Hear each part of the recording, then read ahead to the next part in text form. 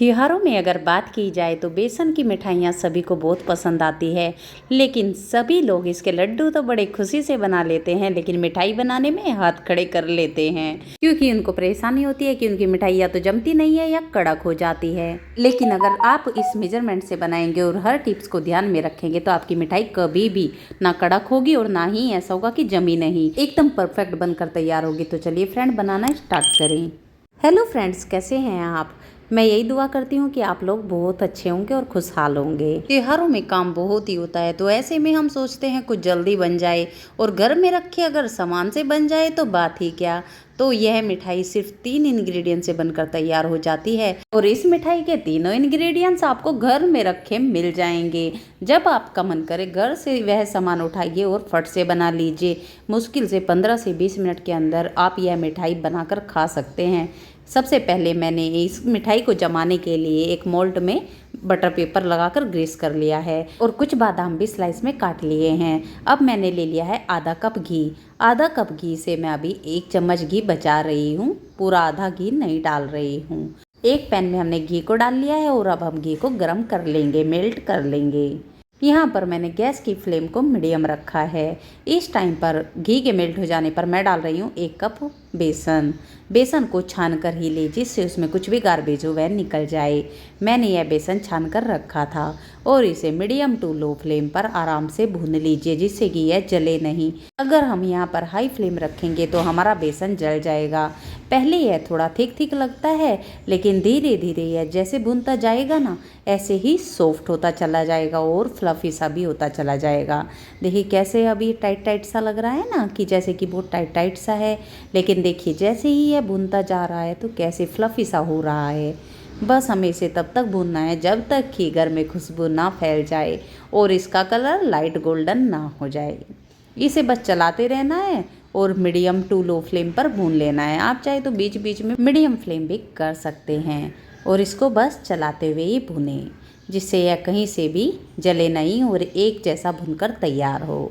देखिए हमारा बेसन एकदम कैसे लिक्विड सा हो गया है, फ्लफी सा हो गया है और घर में खुशबू आ गई है। तो ये अच्छे से भुन गया है, तो इसको मैं एक बाउल में निकाल रही हूँ। एक ही कढ़ाई में हम यह पूरी मिठाई बनाकर तैयार कर लेंगे। देखिए मैंने सारा का सारा बेसन एक बाउल में निकाल दिया है। इसको हम रख देंगे साइड में। अब हमें इस मिठाई के लिए चाशनी बनाने की तैयारी करनी है, जिसके लिए मैं ले रही हूँ यहाँ पर 3/4 कप चीनी।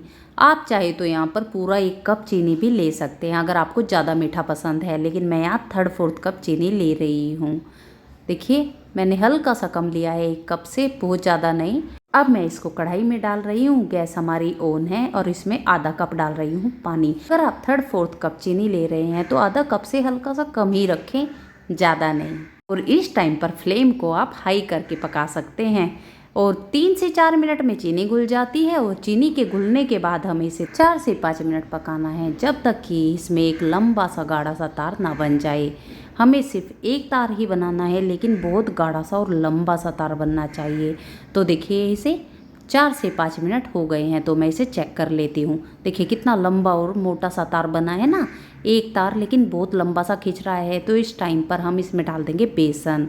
इस बात का खास ध्यान रखना है, अगर आपको इस बात का पता नहीं चल रहा है तार का, तो आप हल्का सा प्लेट में डालकर देख सकते हैं, वह जम जाएगा।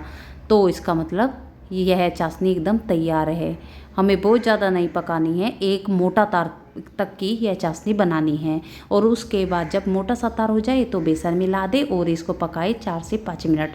यहाँ पर आप मीडियम टू लो फ्लेम पर पकाए और देखिए यह पकने के बाद कैसे कढ़ाई सी छोड़ने लगी है। तो इस टाइम पर हम गैस को बंद कर देंगे और नीचे उतार कर 1 मिनट इसको चलाकर ठंडा करेंगे और मोल्ड में डाल देंगे और डालकर इस पर कटा हुआ ड्राई फ्रूट डालेंगे। डालने के बाद इसे अब हम रख देंगे ठंडा होने के लिए। देखिए हमारी कितनी सुंदर मिठाई लग रही है। यह बिल्कुल मुंह में घुल जाने वाली बेसन की बर्फ़ी बनकर तैयार होती है। तो अब हम इसको ठंडा होने देते हैं। और दूसरी तरफ देखिए हमारा यह घी, यह 1 चम्मच से ज़्यादा घी है और हमने आधा कप से कम घी में ही बनाकर तैयार कर ली है। देखिए दूसरी तरफ हमारी मिठाई ठंडी हो गई है, 15 से 20 मिनट में ये जम गई है। कितनी अच्छी जम गई है। अब मैं बटर पेपर पकड़कर इसको निकाल लूँगी। अगर बटर पेपर ना लगाओ ना तो जल्दी से मिठाई अच्छे से नहीं निकलती, और बटर पेपर लगाने से क्या होता है, अच्छे से निकल जाती है और टूटने का डर भी नहीं रहता। और इस तरीके से हम साइड से बटर पेपर पकड़कर हटा लेंगे और इसको निकाल देंगे। देखिए हमारी मिठाई एकदम परफेक्ट रेडी है। अब हम इसे नाइफ से कट कर लेंगे। आप मन चाहे पीस में कट कर सकते हैं। देखिए 3 इंग्रेडिएंट्स से कितनी अच्छी हमारी एकदम मुलायम मुलायम यह मिठाई बनकर तैयार हुई है। एकदम मुंह में घुल जाने वाली बेसन की बर्फ़ी। इसे देखकर कोई बता ही नहीं सकता कि यह आपने मार्केट से लाई है या घर से बनाई है। अब हम इसको सर्व कर लेते हैं। देखिए सिर्फ 1 कप बेसन से हमने कितने कम टाइम में अपने घर पर ही यह मिठाई बनाकर तैयार कर ली है। एकदम हलवाई की जैसी परफेक्ट पीस कट कर तैयार होंगे। अगर आपको यह मिठाई बनाने में कभी भी प्रॉब्लम होती है तो बस इस बात का ध्यान रखिए कि आपको एक तो चाशनी का जो तार है वो एकदम गाढ़ा और लंबा सा आना चाहिए। उस टाइम पर बेसन मिलाए, और जब वह कढ़ाई कुछ छोड़ने लगे हमारा बेसन मिक्स होने के बाद, तो उस टाइम पर उसको नीचे उतारिए और 1 मिनट के लिए उसको कढ़ाई में ही चला लीजिए। उससे क्या होगा, आपको पता चल जाएगा कि हमारी मिठाई जमने लगी है। जैसे ठंडी होगी ना, हल्का हल्का सा टाइट होने लग जाएगी तो मोल्ड में डालिए और उसको जमा दीजिए। कभी भी आपकी मिठाई ख़राब नहीं होगी। हर एक पीस एकदम परफेक्ट बनकर तैयार होगा। और देखिए मैं आपको इसका टेक्स्चर भी दिखा देती हूँ, कितना परफेक्ट मिठाई का पीस बना है। और इसका टेक्स्चर देखिए, बिल्कुल ठंडा होने के बाद भी एकदम सॉफ्ट, मुंह में घुल जाने वाला एकदम परफेक्ट पीस बनकर तैयार हुआ है। सो फ्रेंड, इस मिठाई को बनाना बिल्कुल भी स्किप मत कीजिए। और अगर आपने होली पर अब तक कुछ नहीं बनाया है तो झट से 15 मिनट में यह मिठाई बनाकर तैयार कीजिए और अपनी होली स्पेशल कर लीजिए। अगर आपको मेरी वीडियो अच्छी लगी है तो प्लीज़ लाइक कीजिए, शेयर कीजिए, खूब सारे कमेंट कीजिए, और अगर अब तक चैनल सब्सक्राइब नहीं किया तो कर लीजिए।